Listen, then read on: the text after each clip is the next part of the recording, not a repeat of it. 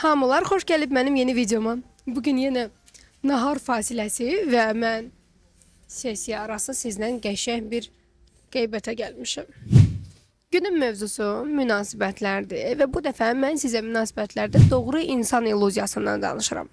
Çünki mən gündə necə doğru insanı tapa bilərəm tipli suallar alıram və ona görə də bugün bu məsələni masaya yatırırıq. Öz doğru insanını tapmış adam olaraq sizə deməm gereken bir şey var. O, bu an üçün doğru insandır. Adətən bunu deyəndə topa tutuluram. Ona görə bugün sizlə həmişə olduğu kimi ən səmimi, ən çıplaq halı ilə danışacağım.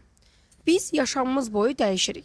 Dəyişdiyimiz üçün də o ideal insan obrazımızın dəyişməsi normaldır. Yəni, hal-hazırda üçün keçərlidir ki, mən öz insanımla birlikdəyim. 5 il sonra mən necə olacağım, o hansı seçimlər eləyəcək, nə edəcək bəlli deyil. Fəqət dəyər prinsipi burada çox vacibdir.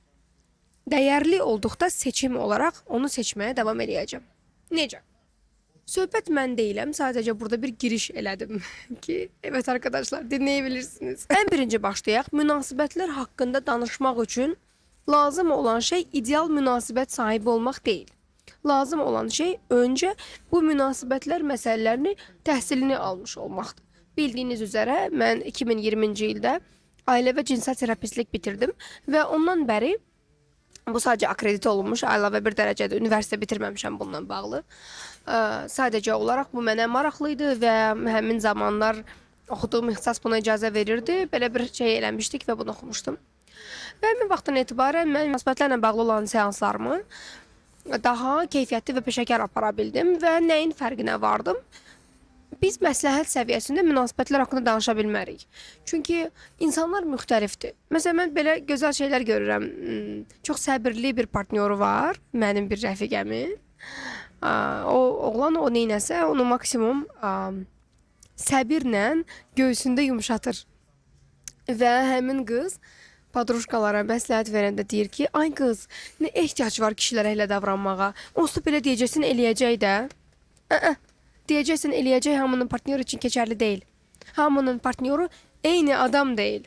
That's why hər kəsin partnyorundan eyni performansı gözləmək olmaz. Münasibətlərdə bu çox vacibdir. İndividualliyinizi qəbul eləmək.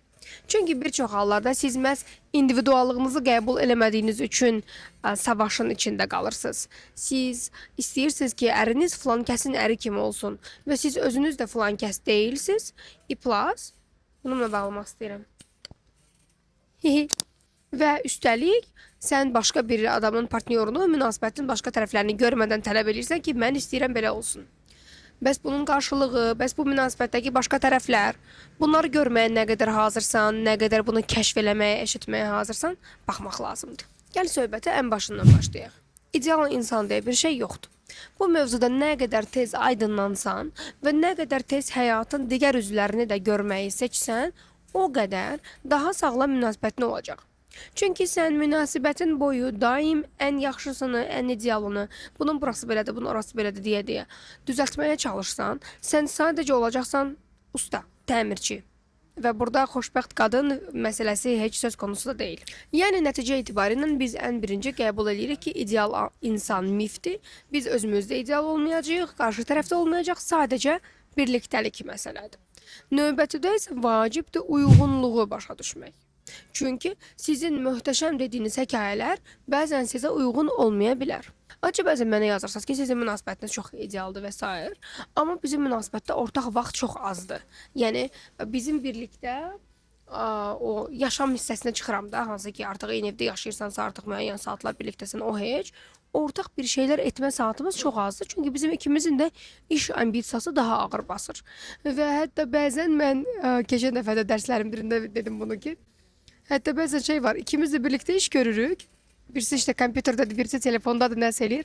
Və eniştəniz üçün o an divanda bir yerdə oturmaq, həm də birlikdə vaxt keçirmək sayıla bilir. Ona görə bunun individualliyini qəbul eləməlisiniz. Yəni, mənim məqsədim o deyil ki, sizə deyim ki, baxın, ideal münasibət bir şey yoxdur, heç vaxt xoşbəxt olmayacaqsınız, həmişə qüsurlar olacaq. Bu belə deyil. Mənim sözlərimi qurban rolu ilə başa düşməyin. Demək istədiyim şey odur ki, siz nə qədər münasibətdə qüsur axtarmaq istəsəniz, o qədər qüsur tapacaqsınız. Siz nə qədər öz insanınızda xəta axtarmaq istəsəniz, o qədər tapacaqsınız. Ona görə də gəlin qaydaq başqa bir səviyyədən baxmağa. Mənim insanım kimdir? Mənim adamım kimdir? Öncə bunu tapa bilmək üçün sizin özünüzü bilməyiniz lazımdır. Çünki bəzən siz öz arzunuz adı altında axtarırsınız başqa birinin arzusunu, başqasının partnyorunu. Hansı ki onun partnyorunda siz görmüsünüz ki o da nə bombadır və demişsiniz ki qoy məndə də olsun. Amma bu belə işləmir. Çünki sənin özünün fərdi dəyərlərin var, fərdi bir özün var və buna uyğun adamın var. Ola bilər ki sən əslində kef eləyən, rəqs eləyən, oynayan, gülən, şən birisən, amma özünü yaxşı olmaq üçün ağır aparırsan və bu ağır apardığın versiyonuna layiq gördüyün kişi də ağır, belə pencəkli, sərt bir kişi modelidir. Nə ola bilər ki, bu sənin içindəkinə uyğun deyil, bu sənin çöldə qurduğun obraza uyğun olsun.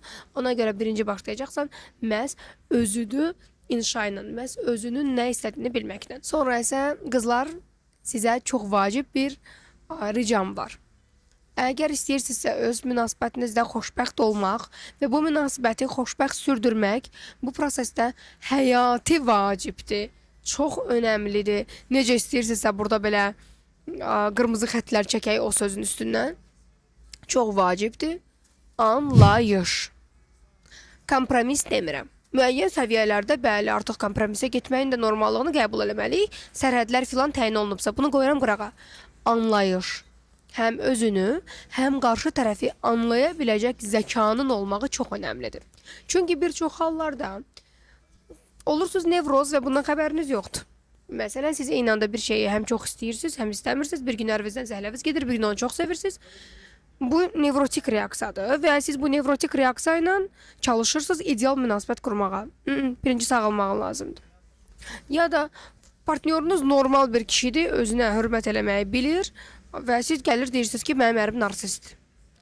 Bəlkə sən öz sərhədlər və sayğı duymayan qurban rolusan. Ər narsistdir, boşa. Xəstə adama baxmaq sənə mi qalıb? Psixi xəstə adama baxmaq sənə mi qalıb? Yox, əgər sən bunu qəbul edirsən ki, yox, mən bununla bir yerdə olmaq istəyirəm, onda bunu öyrən. Yox, sən bunu öyrənmək istəmirsən və bilirsən ki, okey, bəlkə bu ehtimaldır. Onda get özün bax gör hansı problemlərin var və onu iyiləşdirməlisən. Amma nəticə etibarına oturub, mənim narsist yoxsa mən çox xoşbəxt olardım söhbətləri boş-boş danışmaqdan başqa bir şey deyil. Növbəti etap bu doğru insanı harda tapaq? Axtarmayanda. Sosial media taktikalarla doludur. Zəngin insan tapmaq üçün filan yerlərə gedin. Güya ki o zəngin kişi gicdir, o heç tutmayacaq ki siz ora niyə gəlmirsiniz də. Bəzən ki kitab oxuyursunuz və deyirsiniz ki, mən intellektualam və mən istəyirəm yüksək zəkalı oğlan, intellektual oğlan. Sonra intellektual oğlan həftənin müəyyən günləri getdiyi öz aktivitelərində sən sıxılmağa başlayırsan ki, mən ürəyim sıxıldı, gəl partiyaya gedək. Ona görə də idealı, yaxşını axtarmaq yerinə öz adamınıza tapmağa odaqlanın. Özünüzü eşitməyə odaqlanın. Görün siz nə istəyirsiniz? Sizin üçün nə qədər vacibdir? Məsələn, sizə bir nümunə verəcəm. Məni tanıyan hamı bilir ki, mən qızıl almağı sevirəm, qızıl taxmağı sevirəm. Bu, hansısa bir brend, marka və s. olmaq məcburiyyətində deyil. Mən qızıl sevirəm. Hətta bəzən mənim dostlarım deyir ki, səndə şey görürəm, o qəpiklər kimi belə beşi bir yerdə taxır ya qadınlar, xüsusən türk qadınları. Deyirlər ki, səndə o vibe görürəm də. Mən deyirəm ki, hə, əslində qəşəngdir. Prosta onu nəylə taxacam da, yoxsa o da gözəl gəlir mənə əslində. Həm də gözəl bir investmentdir.